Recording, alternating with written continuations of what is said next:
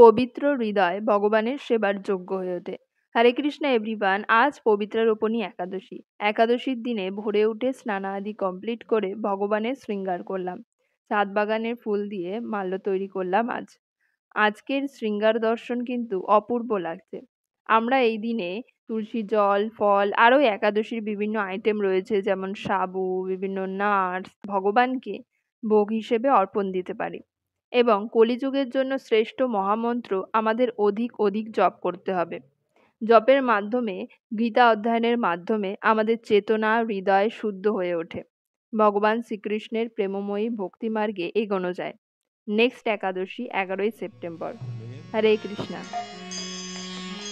জয় Radhe, জয়